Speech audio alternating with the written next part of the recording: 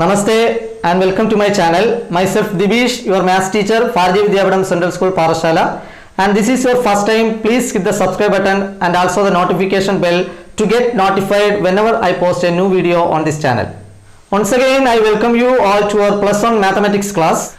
There is a lot of basic concepts you should recollect to make your learning more easier. That's why bridging is very important before you get started your plus one curriculum. While comparing 10th and 11th standard math syllabus, we can see some similarities and continuations in the chapters. One of such topic is quadratic equation, and today I am going to discuss some basic concept about quadratic equation that you have already learned in 10th standard, and we will use the concept in 11th standard as well. Let's start. We know the standard form of a quadratic equation is ax square plus bx plus c is equal to 0. Right. Ax square plus bx plus c is equal to 0, where a is not equal to 0 and a comma b comma c are real numbers. So this is the definition. Ax square plus bx plus c is equal to 0, where a is not equal to 0, a comma b comma c are real numbers, is the standard form or general form of a quadratic equation. So quadratic means degree 2. Okay, so the equation with degree 2 is called what? Quadratic equation.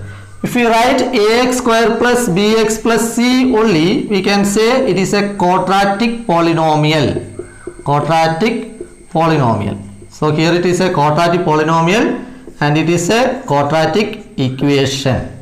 Okay, so it is of degree 2, or you can say second degree equations. Quadratic equations are also called second degree equations. Okay, because the highest power of the variable involved is 2. Right. Now the next thing is how to solve a quadratic equation. Okay, how can we solve a quadratic equation? We can consider an example. X square plus 5x plus 4 is equal to 0. X square plus 5x plus 4 is equal to 0.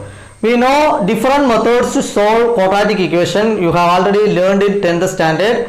Factorization method, that means splitting the middle term method, then method of completing the square, then quadratic formula. So you can use any one of the method. Here I am going to apply the factorization method, splitting the middle term method, and here the sum is the coefficient of x, here it is 5, and product is 4 into 1. Okay, constant term into coefficient of x square. Here no number is written, so let it be 1. We can take it as 1. 4 into 1 is 4. So next is we have to find a pair of numbers that satisfies the two conditions simultaneously. That means at the same times, if we add that number, the pair number, we will get 5, and we multiply that particular numbers, we will get 4. Definitely we can say the numbers are 1 and 4. 1 into 4 is equal to 4 and 1 plus 4 is equal to 5. And what's the technique? Splitting the middle term. So we can split the middle term, x square plus, this is the middle term, 5x is the middle term. So we can write it as 1x. 1x means x, and 4x plus 4x plus 4 is equal to 0. Now we can take common factors from the first two terms and the next two terms. From the first two terms we can take x common, so x into x plus 1. And from the next two terms we can take 4 common, so 4 into x plus 1, which is equal to 0. Overall which one is common? Overall we can see x plus 1 is common. Okay, so x plus 1 into x plus 4 is equal to 0. And we can equate each term. Here the product is 0. Product 0 means either one of the term is 0. One factor is 0. Okay. So x plus 1 can be 0 or x plus 4 can be 0. Is it clear? That is x is equal to minus 1 or x equal to minus 4. This is the solution. So this is also called the root of the quadratic equation. Root of the quadratic equation, or you can say solution of the quadratic equation. Solution of the quadratic equation. By learning polynomials, we use the word 0 of the quadratic polynomial, not root. There we use the term 0 of the quadratic polynomial. Okay, and in the case of quadratic equation we can use two words. One is root and other one is solution. Solution means value of the variable. Okay, the value of the variable which holds, which satisfies the particular equation, here quadratic equation LHS is equal to RHS, that variable, that value of the variable is known as what? Solution or root of the quadratic equation.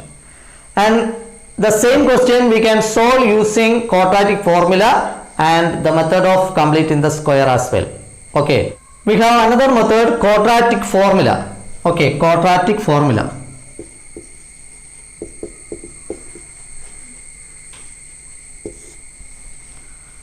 So x is equal to minus b plus or minus square root of b square minus 4ac divided by 2a, and this is called what? Quadratic formula. This year also we will use the formula in 5th chapter, complex numbers and quadratic equation. Okay, x is equal to minus b plus or minus root b square minus 4ac divided by 2a. So first of all we can write the values of a, b and c.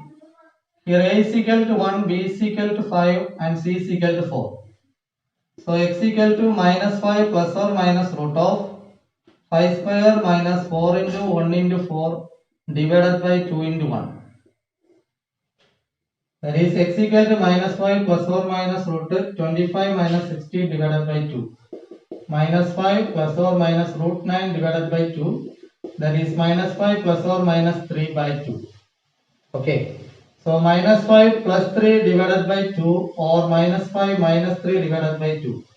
That is minus 2 by 2 or minus 8 by 2. That is minus 1 or minus 4. Here also we got the same value, x equal to minus 1 or x equal to minus 4. Now we have one more method, the method of completing the square. Okay. So here x square plus 5x, we can write first two terms as it is. Then we can add half the coefficient of x the whole square, half into coefficient of x the whole square, add and subtract. So here 5 by 2, half into 5 is 5 by 2, 5 by 2 the whole square, then plus 4 minus 5 by 2 the whole square, which is equal to 0. Now we can collect the first three terms and we can write it as a plus b the whole square. Okay, a square 2ab b square. For that we can write the square root of the first term, that is x, sine of the second term plus square root of the third term 5 by 2. I repeat, square root of the first term, here it is x, sine of the second term plus square root of the third term 5 by 2 whole square. Okay, if the second term, here it is minus, we write it as minus, x minus 5 by 2 the whole square. Then plus 4 minus 5 square is 25 divided by 2 square is 4, which is equal to 0. So x plus 5 by 2 the whole square plus 16 minus 25 divided by 4 is equal to 0. So x plus 5 by 2 the whole square minus 9 by 4 is equal to 0. Or we can write x plus 5 by 2 the whole square is equal to 9 by 4. So x plus 5 by 2 is equal to square root of 9 by 4, which is equal to plus or minus 3 by 2. That is x plus 5 by 2 equal to 3 by 2 or x plus 5 by 2 is equal to minus 3 by 2. That is x is equal to 3 by 2 minus 5 by 2, which is equal to minus 2 by 2 equal to minus 1.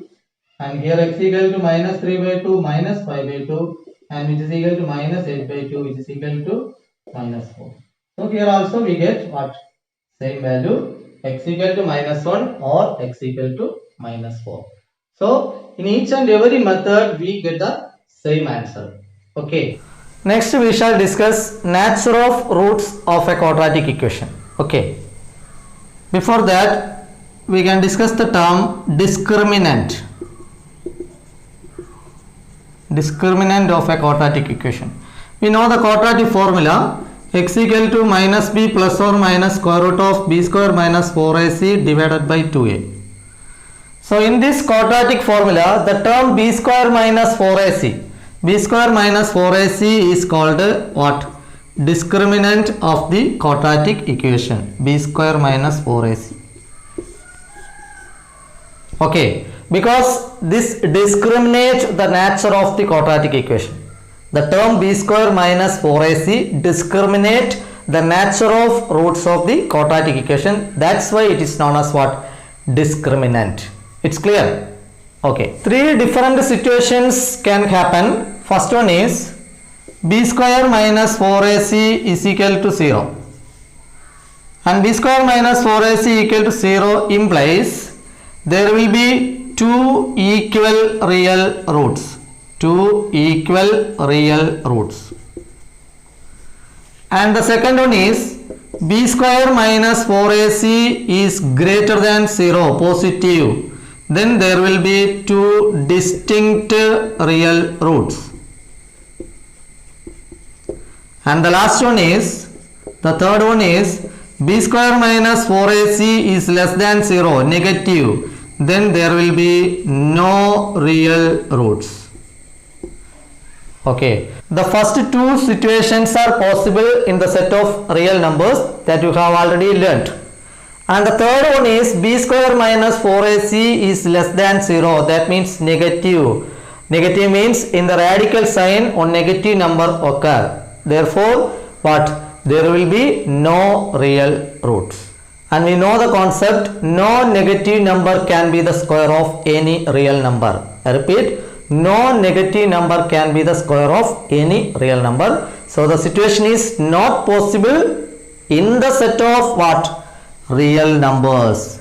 Here the conclusion is not no roots but no real roots. That means in the set of real numbers we can't solve the quadratic equations of the type where the discriminant is less than 0. That means b square minus 4ac is less than 0.